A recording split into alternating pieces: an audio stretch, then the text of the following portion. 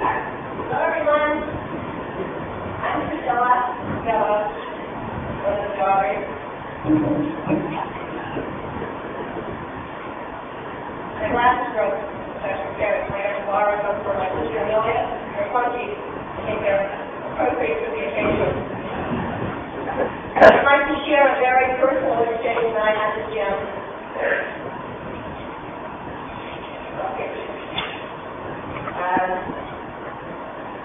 7.5 years ago, I wrote the Jim letter, and I thought it was so important that I created a letter.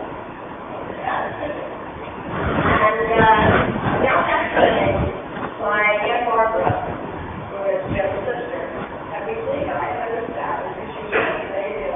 I was with her. And a good friend of mine, Jeff Rabbit, had died. And I was very sad with my dad. So I had some sad, kind of stuff hanging around. And I was coming home on the train one evening. I came across a reading section in a book. The book was the Excellent Investment Advisor, so don't worry, I'm not going there. But the section was about the importance of communication. And in the section, the writer comments the beautiful eulogy given to Hitchcock by Jim's granddaughter. And some of you have probably heard it. I've seen it again since then. But I wanted to quote, you got me again, this is what you got me going, so let me read a little bit about it.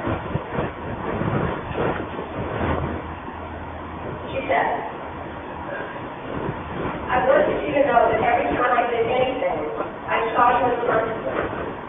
Your appreciation and your love accompanied us every step down the road, and our lives were always shaped after your values. And then she ends, I'm not able to finish this. But with no alternative, I say goodbye to you, hero, and ask you to rest in peace, and think about us, and miss us. And down here, we love you so very much. Beautiful, right? And so then, the writer, again, from the Excellent Investment Advisor, goes on to say, there are a couple of important lessons to be learned from all this. On a personal level, one lesson is not to assume that you are going to be able to tell people you love exactly what they need you for one or the other of you goes together. You may very well have that luxury, but you may not. Tell them now. So, here's my letter. So I wrote Jim a letter. I copied the pages from the Excellent Investment Advisor, and I told them all about Dad, about Aunt Barbara, and my clients. And of course, I told him how I loved him, and the way he looked at the world, and how proud I was of him, and how fortunate I felt to be part of the family that had made my life so full. And how lucky am I, right? To have this letter that I took the time to do what I said, reach out and tell the person he was. So I feel very, very lucky. But of course, that's not all, because he wrote me back. And I do have that letter.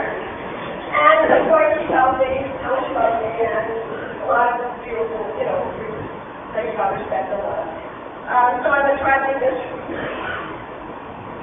I have worried, really worried, about letting you all understand how I cherish and will always treasure in a meaningful way our family has grown more and more meaningful to me.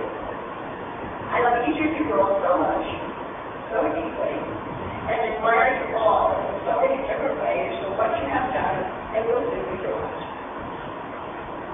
And anyway, somehow, some way, someday, I hope to communicate with you. That will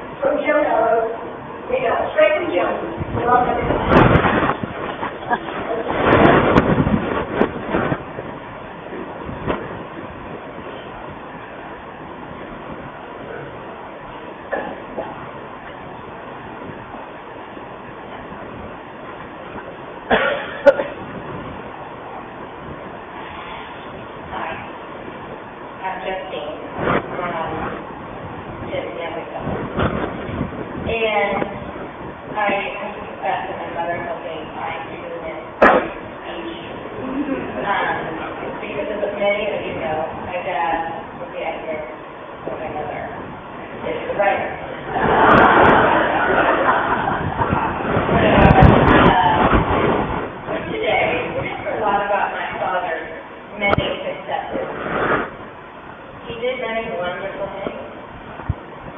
I, however, would like to talk about some failures. He had some duties.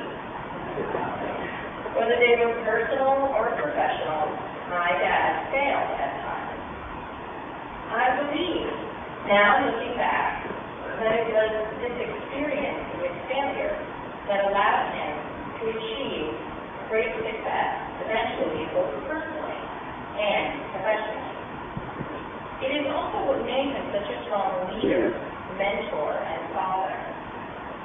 In my limited experience, most people are afraid to fail, afraid to swing for the branches, for fear they will fall, afraid that the crazy idea in their head or passion in their heart will not be realized and they will be worse off for trying.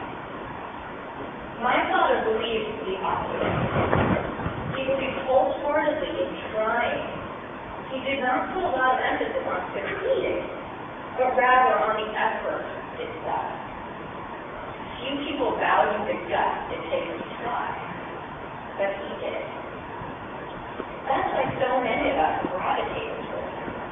How often did I, and most of you, have some crazy idea that I was tentatively discussing, and he would say, "Why are you doing that?" "How do you know it won't work?" And he was our partner, our co-conspirator.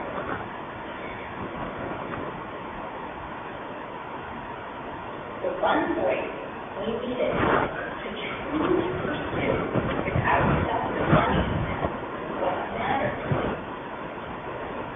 That way, if we failed at some harebrained scheme and someone said, "Why the hell did you think that would work?"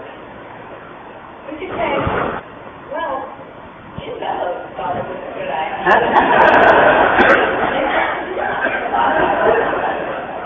Those of us that knew my father had the benefit of his words in our heads, pushing us to experience the ride to its fullest.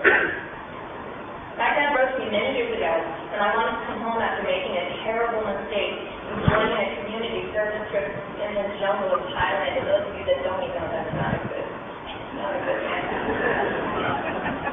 He said, "Remember, always remember, there's no real joy without some suffering. If the joy comes without some suffering, you'll find that it isn't genuine." Needless to say, I didn't think so. Those of us who have known my father are different from the rest. Have we failed? Most certainly, yes. But because of him, we do not fear taking risks. Instead, we say, "Why not?" He gave us a gift.